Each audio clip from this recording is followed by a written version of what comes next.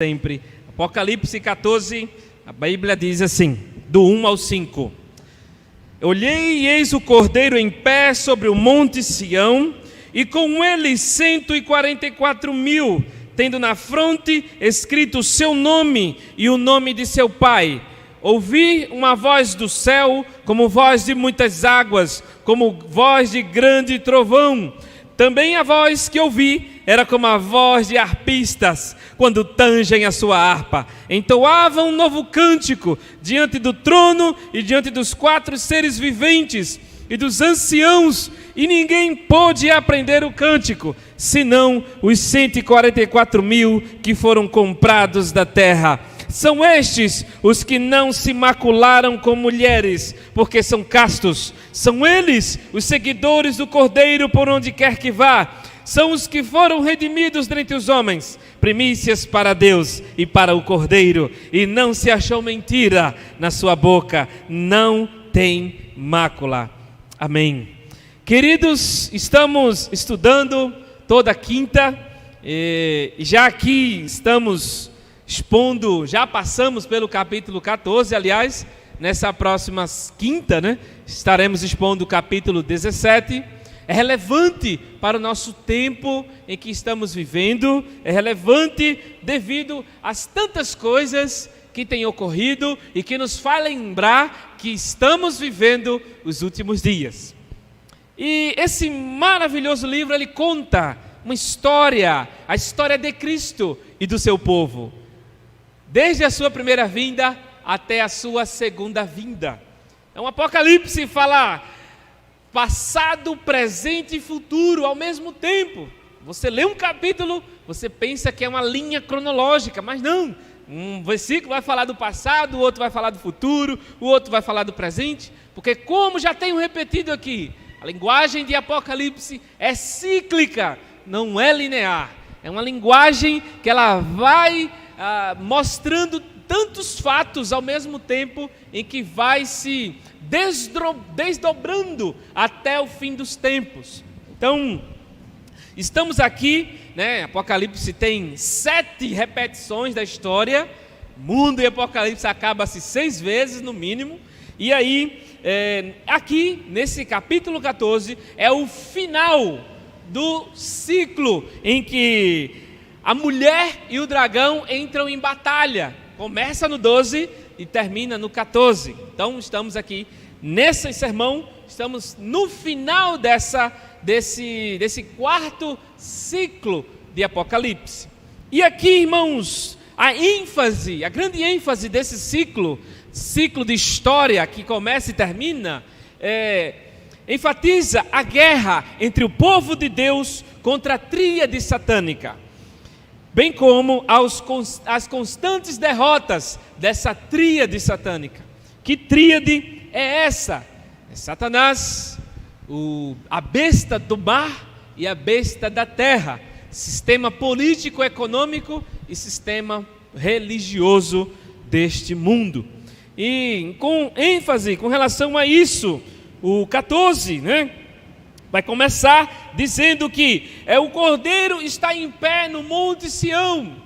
Cordeiro, por que ele fala Cordeiro? Mas está enfatizando que é alguém que venceu, é alguém que deu a vida, é alguém que sangrou. Ele poderia falar leão, beleza, mas não iria combinar com o fato que está ocorrendo aqui, tá? Ele poderia falar a videira, Cristo, poderia falar a luz do mundo, poderia, o sal da terra, enfim, tantos outros títulos que Cristo tem. Mas por que Cordeiro? Em Apocalipse fala sempre o Cordeiro, porque ele é o vencedor, ele guerreia, ele é um militar celestial que batalha contra os seus inimigos e os vence facilmente. E aqui, o Cordeiro em pé é uma linguagem militar, muito provavelmente. A linguagem, aqui no capítulo 14, do verso 1 ao 5, tanto é militar, como também matrimonial. Nós vamos chegar lá. E nesse Monte Sião, por que no Monte Sião? nesse monte que representa a habitação do Altíssimo, representa aonde Deus está, um local inalcançável que só Ele pode trazê-los para a sua presença. Sião, no Antigo Testamento, alguns exemplos podemos dar em que a igreja, ou o povo de Deus, o povo de Israel, é chamado de filha de Sião. Certamente você já leu algum versículo que fale sobre a filha de Sião, que é o povo de Deus que habita em Sião, em Jerusalém. E aqui Sião não pode ser literal, porque está falando do Cordeiro e do seu povo. E nós sabemos que o Antigo Testamento, ele é uma sombra, é uma figura que a gente só consegue interpretar, visualizar a partir do Novo Testamento, é que nós temos luz da função do Antigo Testamento, da lei de Moisés. E nesse Antigo Testamento está apontando para as questões dos últimos dias, que seria a partir da vinda de Cristo. Então, há uma Jerusalém terrena que aponta para uma Jerusalém celestial. Tá? Então, tantas e tantas símbolos que nós não precisamos entrar nesse momento, porque o tempo não permite. E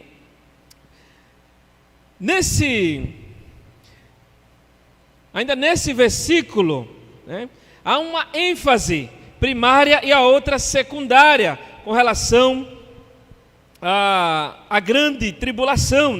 Primeiro, eles representam os santos vitoriosos da grande tribulação, esses 144 mil que estão com o Cordeiro. E, de forma secundária, também representa o povo de Deus ao longo da história, que sofre, que o segue e que não abre mão de nada por causa do Cordeiro que vem na frente e está vencendo para vencer. E eles estão, interessante que ele faz questão de dar uma qualidade. Eles estão portando na testa, na fronte, uma marca, um selamento, um carimbo. Mais uma vez, não é literal, é simbólico. Por que ele está falando isso? Porque o povo do Senhor, com o qual o Cordeiro retirou de dentre outros povos, é um povo que foi já marcado pelo Senhor. Marca, os reis utilizavam anéis para dar uma autenticidade no selamento da carta que seria enviada pelo embaixador até tal povo. Então, aquelas palavras do embaixador, e ao abrir aquela carta, com aquele selamento do rei, seria o próprio rei falando. E aqui a marca também dá uma ideia de legitimidade, pertencimento. Nós vamos falar sobre isso mais adiante. A marca está mostrando que o inimigo, ele está imitando o povo de Deus. Em Apocalipse, sempre você vai ver o inimigo imitando as ações de Cristo. Uma falsa trindade, O inimigo, Satanás e seus dois comparsas. Também tantas outras figuras que ele vai imitando as coisas de Deus ao longo dessa carta, desse livro de Apocalipse, que nós chamamos de paródia. Tudo ele parodia, A besta que sobe do mar é o que? O falso profeta, que aponta para outra besta, o anticristo, ou o sistema econômico, religioso, sistema político-econômico, e faz com que o povo adore ao sistema.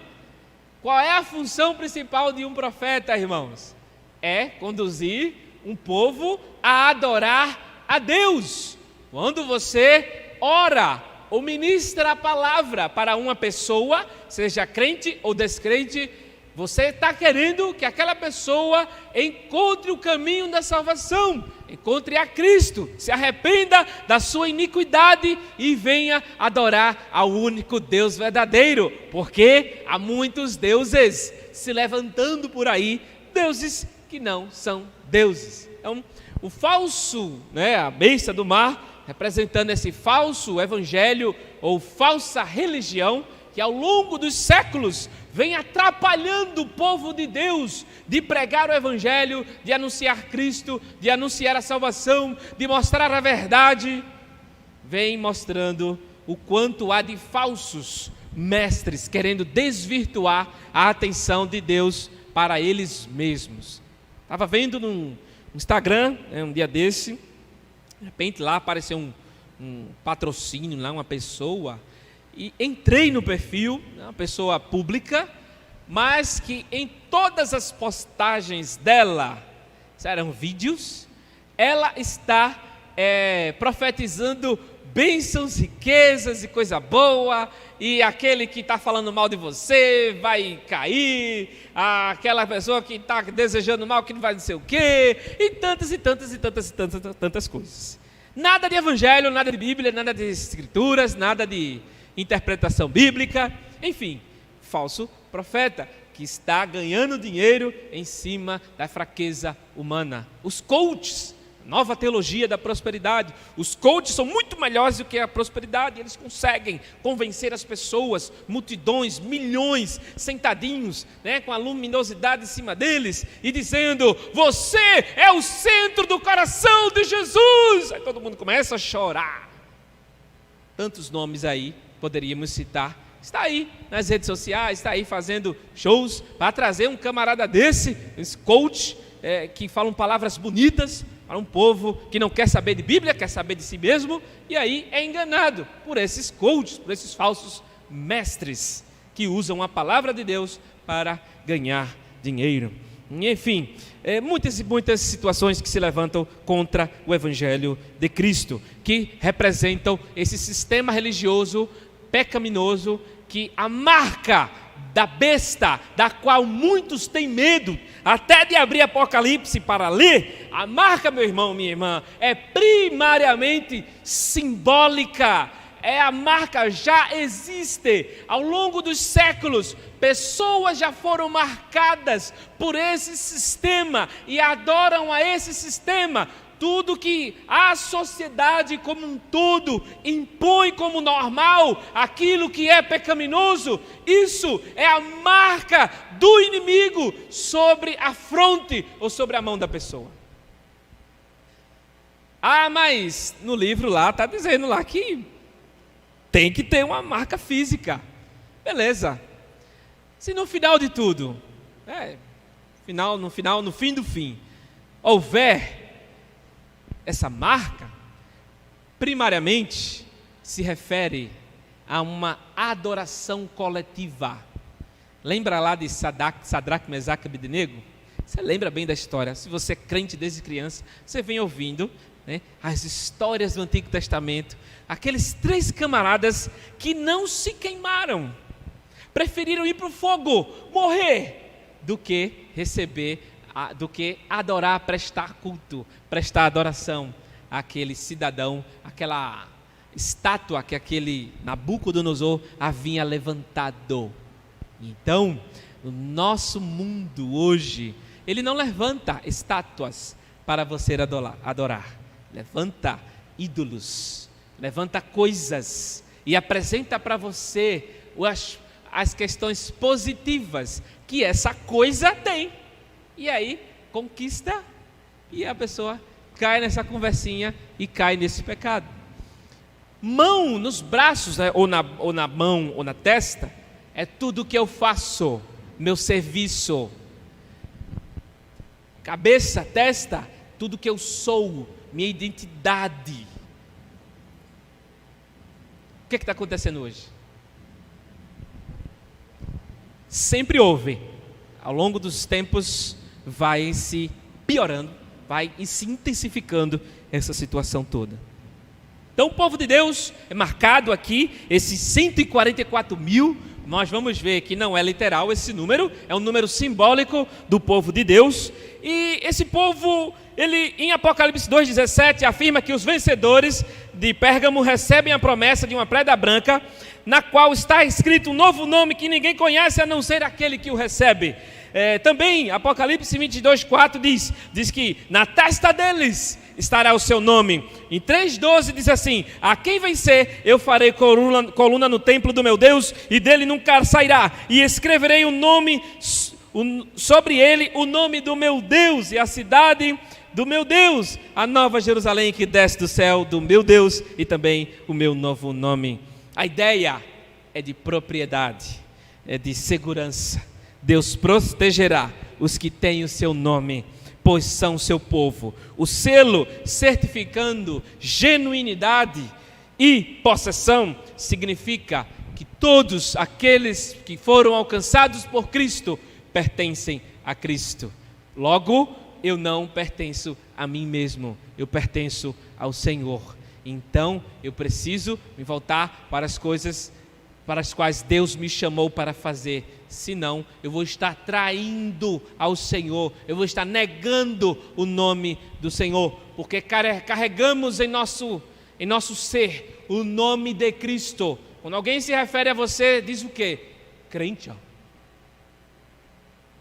cristão, evangélica, protestante, presbiteriano, por aí vai, né?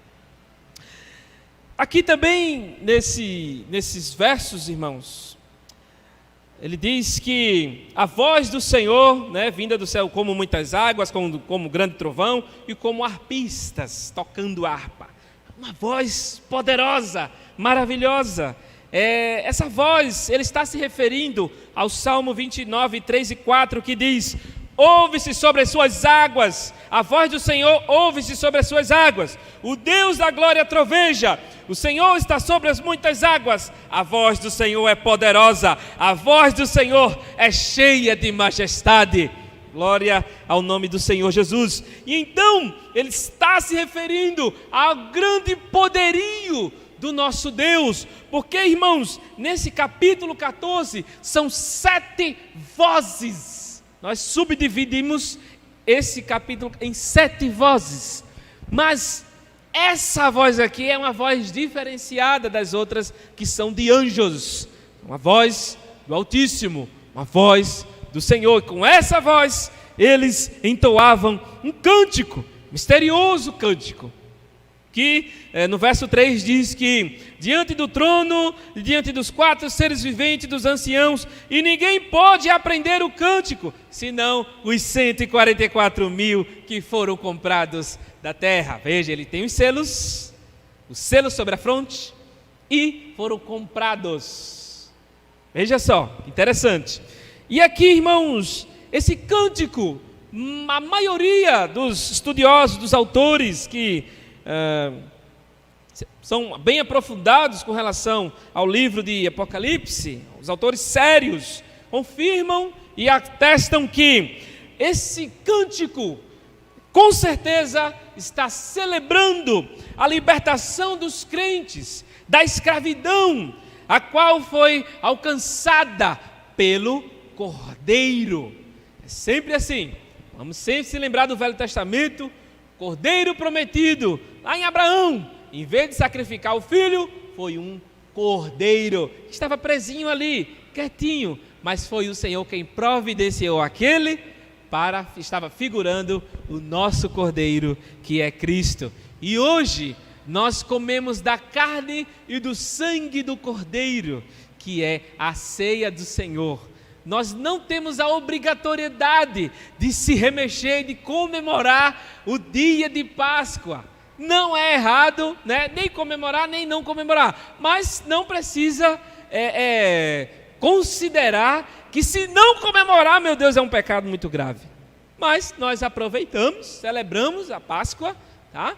Mas a nossa Páscoa é sempre que ceiamos.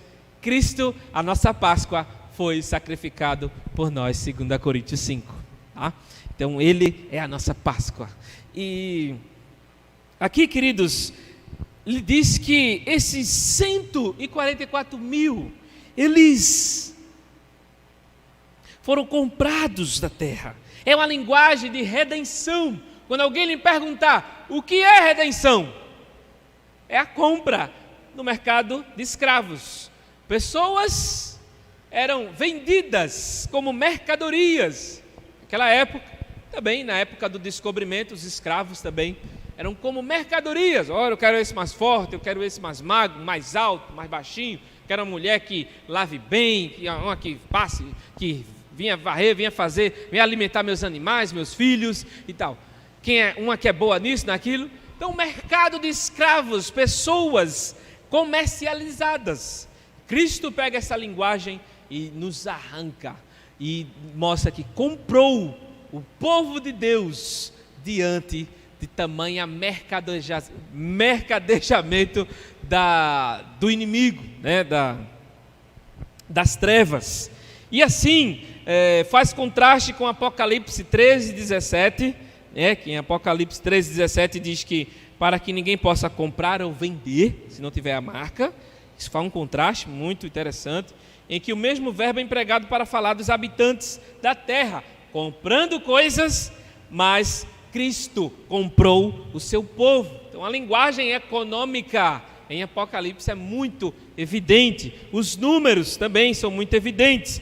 Em Apocalipse 5:9 diz assim: e cantavam um novo cântico dizendo: digno és de tomar o livro e de abrir os seus selos, porque foste morto e com teu sangue nos compraste para Deus de toda tribo, língua, povo e nação. Compraste para Deus, o Senhor resgatando, cumprindo o seu objetivo de conduzir para Deus aqueles a quem Ele elegeu. E aqui, irmãos, os 144 mil, vai dizer no verso 4, umas características, que eles não se macularam com mulheres. Você vai ver algumas seitas dizendo: nós somos os 144 mil. Testemunha de Jeová, seitas sul-coreanas, que se levantam para atrapalhar o progresso do Evangelho. E não sabem que estão a caminho do fogo eterno. Ou sabem e não ignoram isso. Até a Bíblia deles é deturpada, é alterada, é manipulada. E aqui, 144 mil, é 12 vezes mil. 12 vezes 12 mil, aliás. Que lá no capítulo 7 ele fala desses 12 mil, 12 mil, 12 mil, 12 mil, né? 12 vezes 12 mil, 144 mil. Todos os números em Apocalipse são simbólicos. Então esses números têm uma representação, uma linguagem, é uma comunicação. Até o 666 é simbólico. Você nunca vai ver por aí, queridos, alguém se revelando e 666 na testa: eu sou o anticristo. Não vai.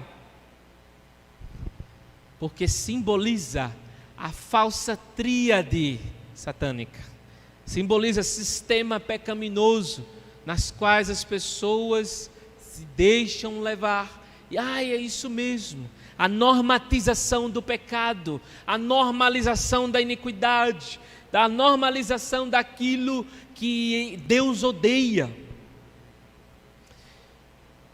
E os 144 mil representa o seu povo, todo o seu povo, ao longo da história, desde Abel, aquele filho de Adão que foi morto por Caim, até a segunda vinda de Cristo.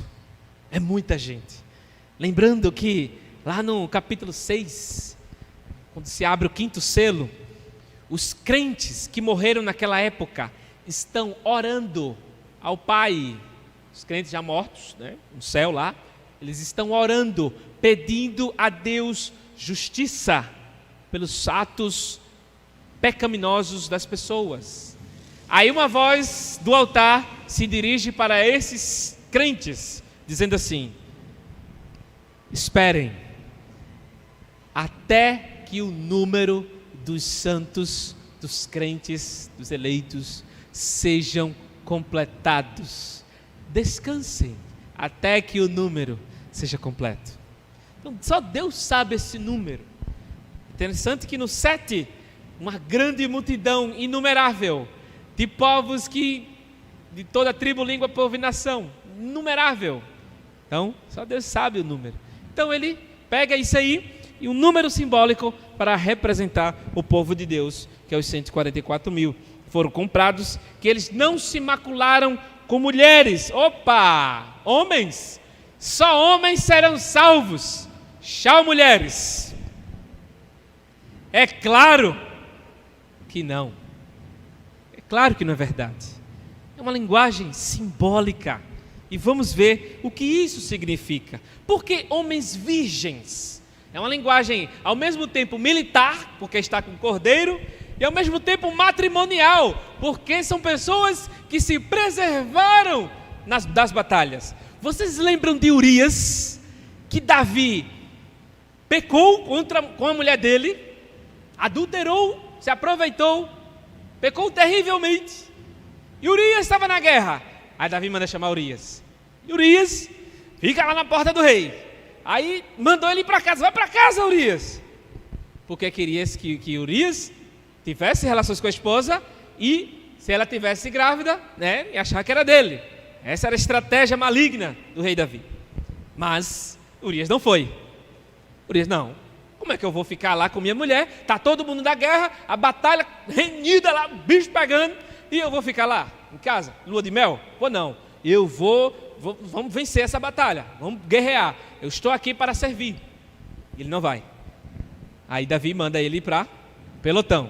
Davi manda o recado para o general: olha, pega o Urias, manda ele lá para o corredor de batalha, lá para os valentes. Ele vai batalhar contra os valentes da outra, né, dos inimigos, para ele morrer lá. Por que Urias não foi ter relações com a esposa dele? Porque na lei orientava aos homens que estivessem em batalha para não irem ter relações com suas mulheres. Era uma orientação já na lei de Moisés. Então, olhando para a linguagem militar e matrimonial aqui no povo de Deus, também tem essa conotação. E tem uma linguagem sobre a noiva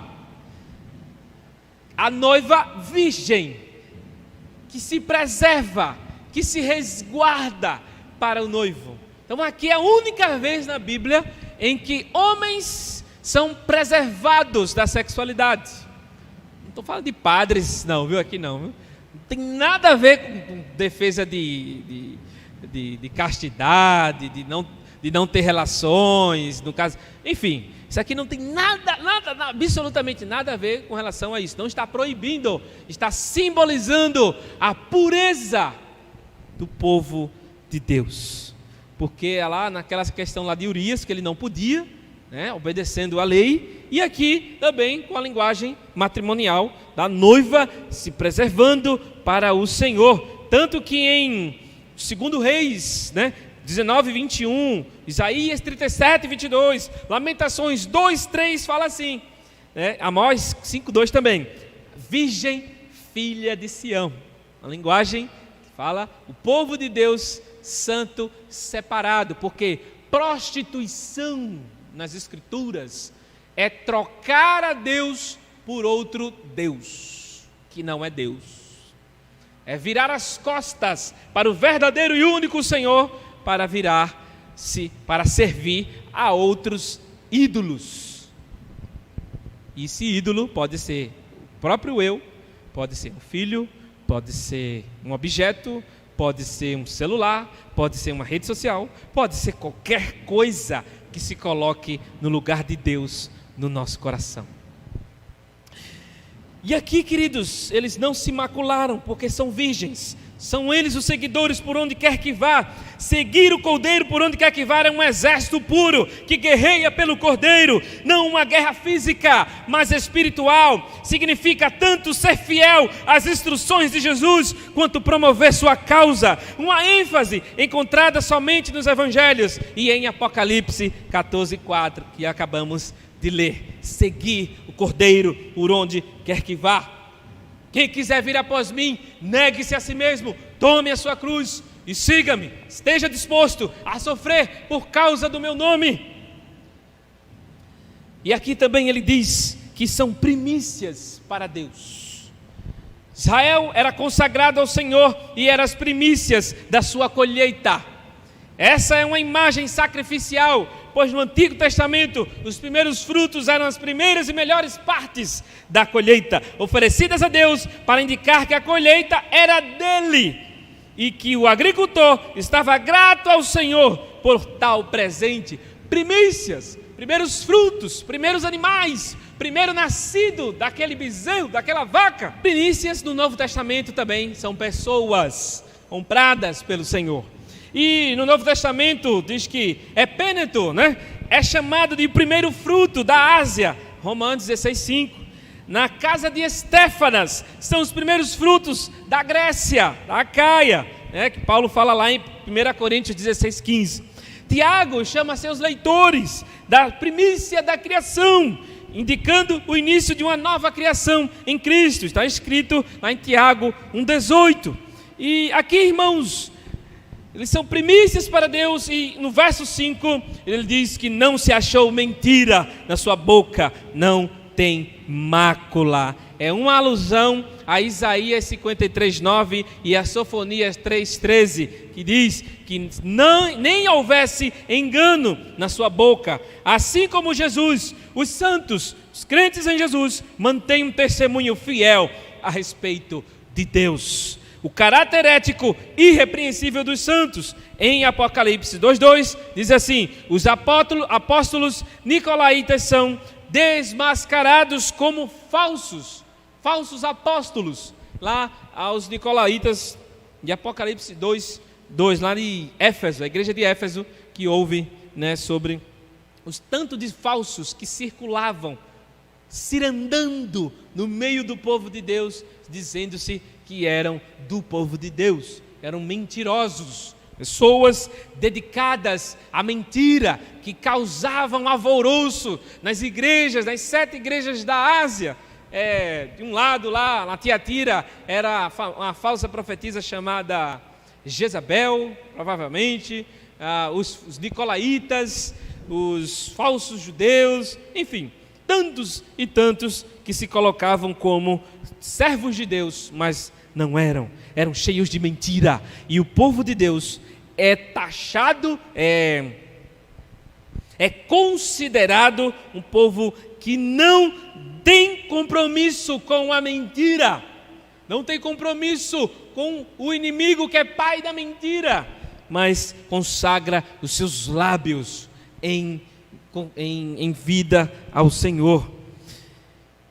E aqui, queridos, nós podemos nos referir, que ele diz sem mácula, perfeição de uma oferta apresentada ao Senhor.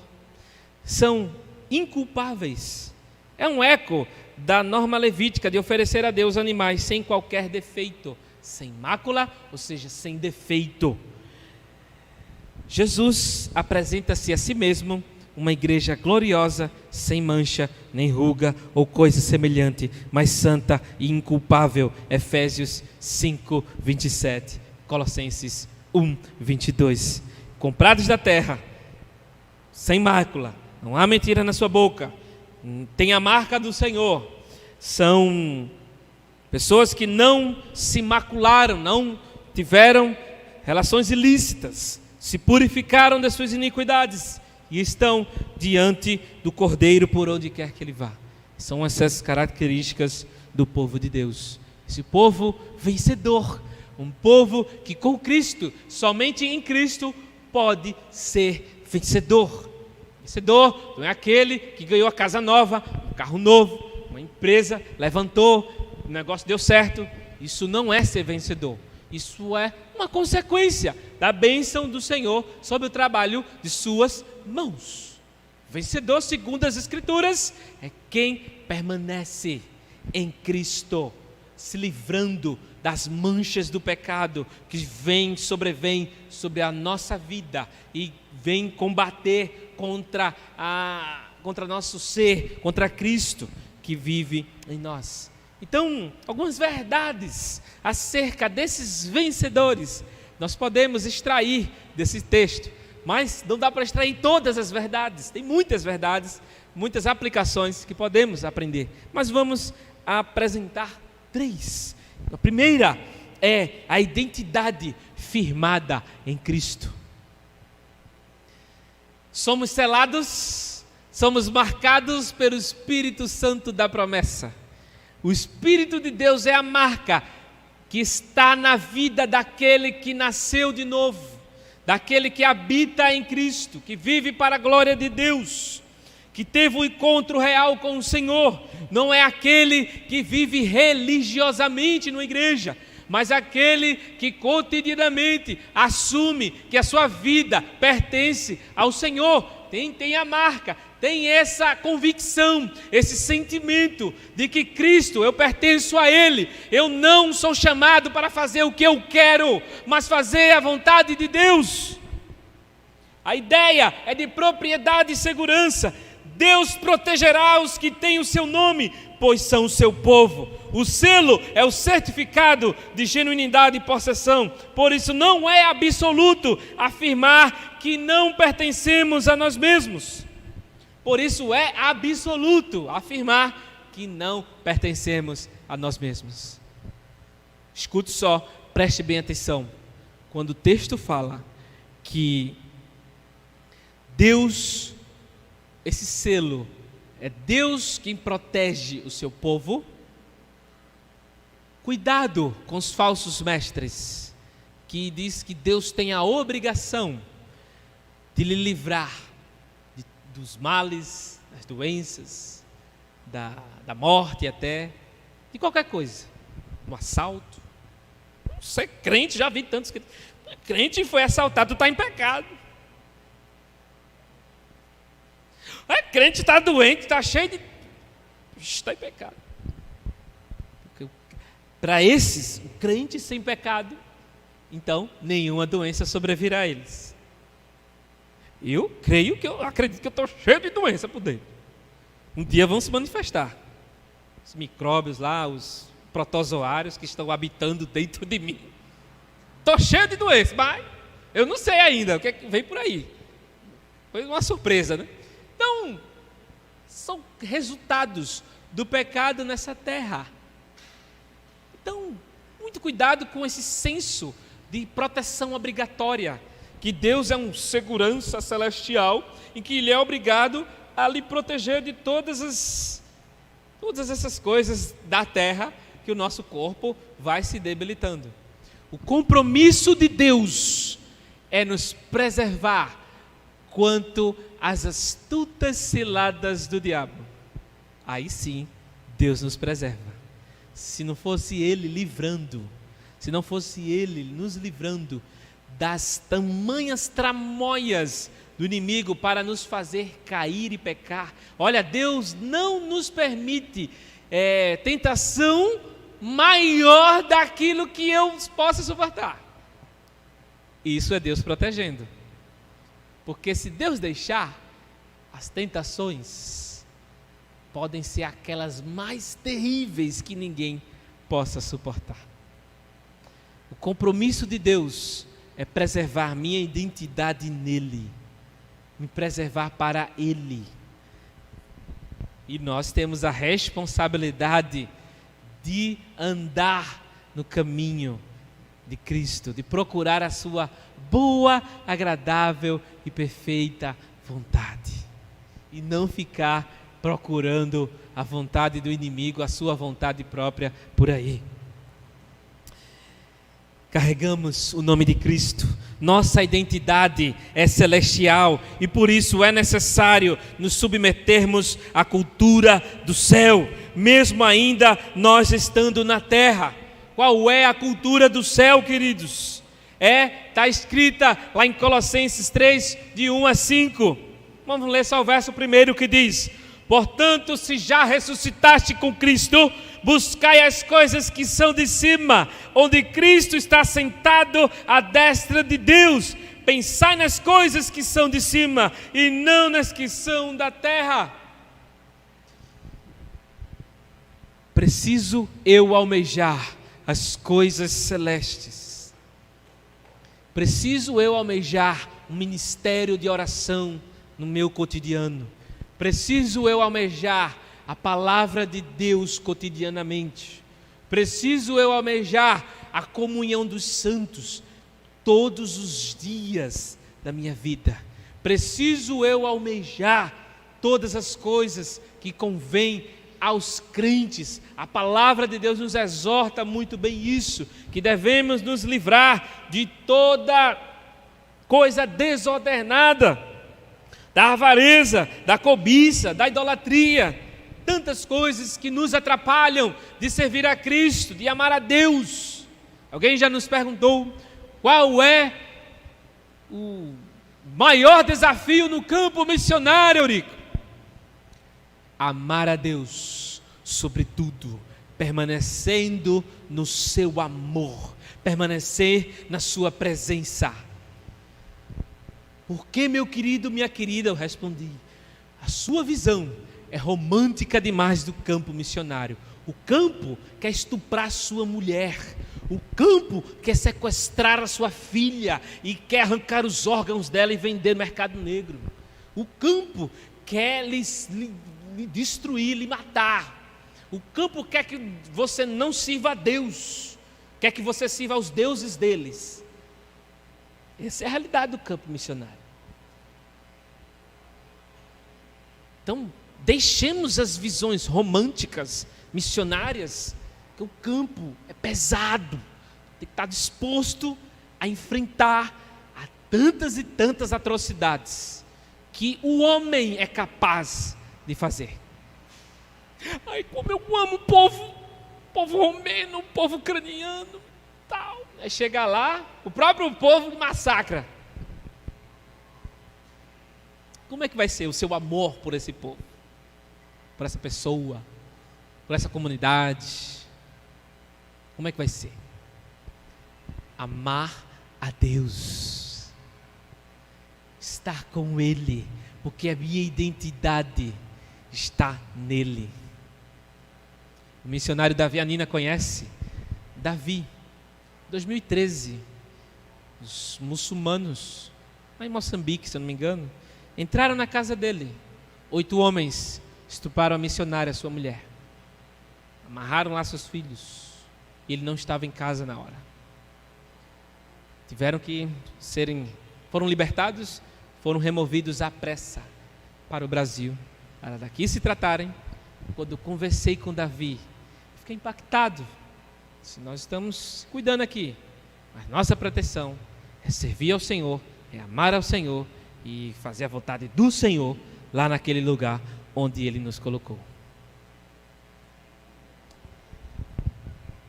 Fui extremamente revigorado naquele dia. Fui maravilhoso ter aquela conversa com aquele irmão, aquele dia.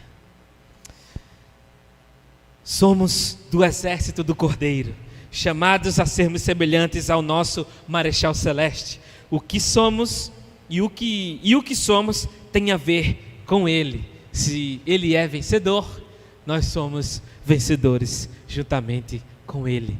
Então a nossa identidade deve estar firmada em Jesus. Há uma reconceituação das identidades. Livros e livros e livros. Antropologia, filosofia, sociologia, tantas disciplinas nas universidades que estão reconceituando o que é identidade. Quem é você?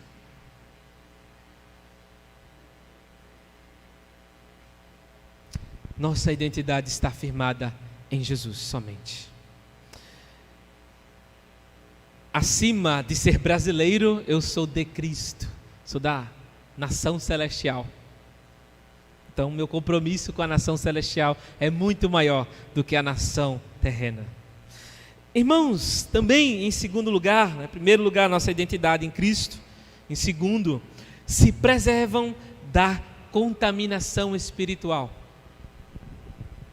Se preservam da contaminação espiritual. Lembra lá daquela linguagem que ele usa, que não se macularam com mulheres porque são virgens? É isso aí. Também que eles não se achou mentira na sua boca, não tem mácula.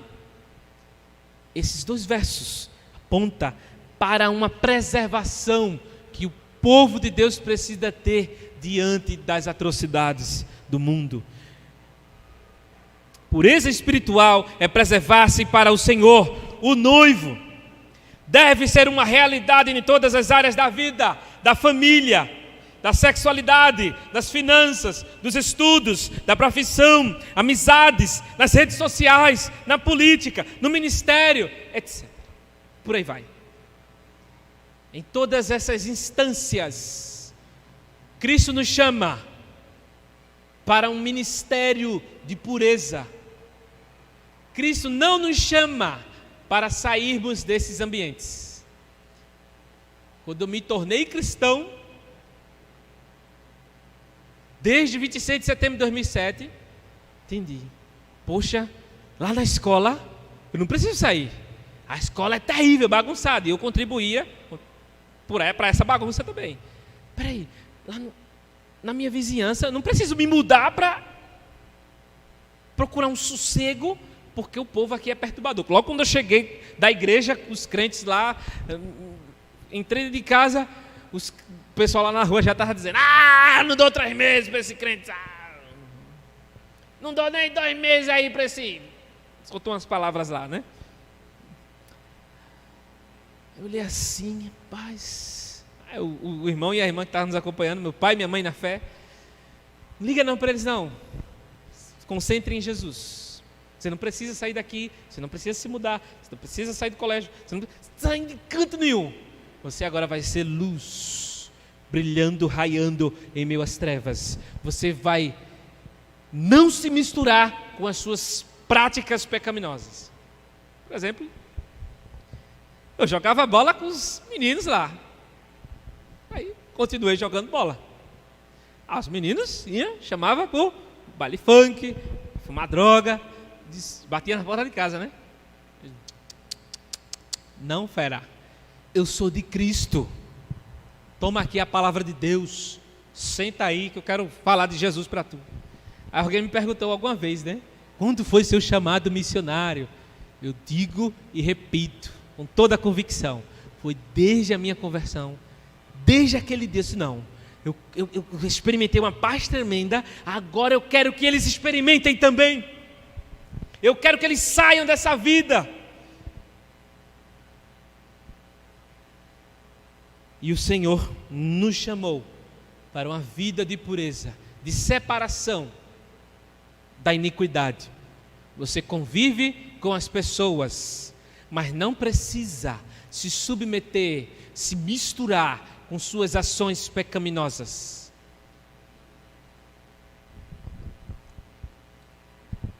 Se todo mundo ali, os boyzinhos, as boyzinhas, quer ficar com as menininhas aí, não, tu é gay, tu não vai não, é? Quantos já disseram isso para mim também? Não, eu não preciso. Deus tem reservado uma varoa para mim. Eu vou esperar nele. Né, Jace?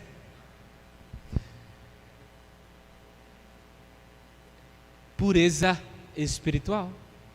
Buscar ao Senhor. Viver no meio da lama, mas não se sujar. Eu me lembro, sabe de quem? De um animal, da garça. Já viu a garça? Já viu ela toda melada de preto, por aí? De lama? Você já viu alguma melada toda suja? Não. Ela está ali, aquelas canelas pretas, né? A pena branca. Pisando. Pescando. Está vivendo ali. Ela não se suja. A graça da garça, né? Tem um cântico, né? A arte de viver em meio à lama, sem sujar as vestes. Pois o mundo, o sistema maligno, pecaminoso e diabólico, tem pregado contra nossos valores celestiais, ou seja, a idolatria. Pois o mundo celebra a seus ídolos nos diversos segmentos, e o crente está constantemente sendo tentado a se prostituir com seus ídolos. Muito cuidado.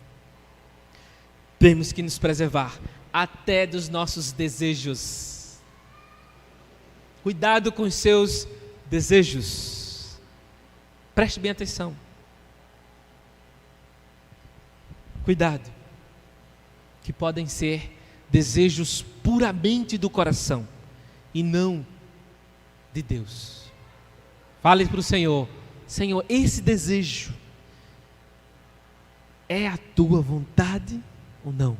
Me mostre por onde devo caminhar. Porque uma decisão errada também configura pecado. Uma decisão errada pode nos levar a tantas iniquidades, como Ló. Ló escolheu as campinas, as melhores, as boas, mas foi a ruína dele. E compartilhamos isso no primeiro encontro de homens no ano passado. O desejo de Ló o levou a uma ruína que perdeu tudo. Sua vida espiritual, sua mulher, suas filhas, tudo. Tanto que foi tão desgraçosa a escolha dele, que as filhas o estupraram numa caverna. Aí deu origem aos filhos de Amon, os amonitas, e os moabitas, dois povos que foram inimigos futuros do povo de Israel. Uma escolha, né, pecaminosa. Temos que se preservar da contaminação espiritual, que pode ser proveniente dos outros ou de nós mesmos. E por último, dão a vida pela causa do Cordeiro. Em primeiro lugar, identidade em Cristo, nossa identidade em Cristo. Segundo lugar, se preservam da contaminação espiritual. Em terceiro, a verdade que nós podemos aplicar é dar a vida pela causa do Cordeiro. O Cordeiro deu a vida dele. O maior ato que já houve nesse universo foi o ato de ir à cruz. O Deus soberano, o Deus eterno, deixou o seu lar celestial, abraçou a nossa causa e foi cumprir a causa do Pai para redimir toda a humanidade que foi dada a Ele. Todas aquelas pessoas que foram dadas a Ele, Ele cumpriu esse objetivo. E também transformar todo o universo, que vai ser completo. Lá, no final do Apocalipse vai dizer isso: novos céus, nova terra. Assim como o Cordeiro sacrificial, nós devemos oferecer a nossa vida própria em sacrifício a Deus. Oferecer-se, lá em Romanos 12:1, é oferecer a minha vida de uma vez por todas. O meu corpo não é com minhas regras. O meu corpo deve pertencer a Cristo. A minha espiritualidade não deve pertencer a religiosidade alguma, mas a Cristo. Dê sua vida não ao time de futebol, não a um político ou a uma ideologia terrena, mas ao seu Senhor, seu dono. Sua vida, estudos, finanças, profissão, ministério, família e tantas coisas deve ser como uma oferta viva para o Cordeiro, para aquele que já se sacrificou por nós. Quando a Bíblia fala, irmãos, Ele é Rei dos Reis e Senhor dos Senhores. Lá em Apocalipse 19 que vai falar isso. Rei dos Reis, aquele que preside sobre todos os presidentes, é aquele que lidera sobre todos os líderes, é aquele que governa sobre todos os governadores. Senhor dos Senhores, é aquele patrão que é mais rico do que qualquer bilionário. Porque quem manda, né? Entre aspas, né? Quem manda no planeta são os presidentes, líderes e os ricos, os poderosos deste mundo. Mas o nosso Deus, que governa e controla todas as coisas, faz tudo conforme o seu querer, está muito acima dessas nomenclaturas. E a ideia de seguir a Cristo até a morte, Mateus 10:38 diz: E quem não toma a sua cruz e não segue após mim, não é digno de mim. Implica em imitação a Cristo, discipulado que envolve sofrimento e morte. Tome a sua cruz e siga-me. Seguir ao Cordeiro por onde quer que ele vá. O Cordeiro me chamou, eu vou adiante. A única coisa que nós devemos recuar é diante do pecado. Diante de um abismo, diz Russell Shedd, eu devo recuar. Um abismo ali, opa, por aqui. Meu caminho não é esse. Então cuidado com os abismos em que você está se deparando.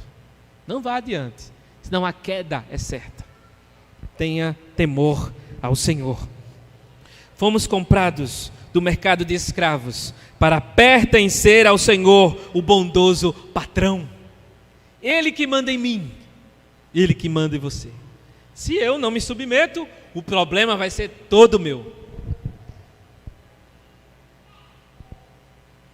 Primícias. Sua vida deve ser uma oferta missionária. Isso é primícias. Somos primícias do Senhor. É uma oferta. Ou seja, Cristo compra, pega essas primícias e entrega ao Pai. Essa oferta missionária. Aí o Pai, através de Cristo, envia o seu povo ao redor do mundo. Fomos eleitos, convocados, intimados a participar inteiramente desse propósito celestial. Seguir o Cordeiro, fazendo a sua vontade, amando a Deus sobre todas as coisas e falando a sua verdade, vivendo a sua verdade em qualquer local, em qualquer comunidade, em qualquer empresa que você trabalhar, em qualquer faculdade que você estudar. Não se omita, Cristo está em você. Você precisa mostrar que é dele e falar dele a essas pessoas. Seguir o Cordeiro. E assim, irmãos, nós aprendemos que nossa identidade está firmada em Cristo. Nós devemos se preservar de contaminação espiritual. Nós devemos dar a vida pela causa do Cordeiro, porque Ele já se sacrificou por nós. Queremos dar a nossa vida a Ele. Não empreste a sua vida a Cristo. Se doe por completo, que você vai experimentar tamanha presença, tamanha paz, tamanha tranquilidade, tamanho propósito de vida, que é viver com Jesus, nosso Senhor.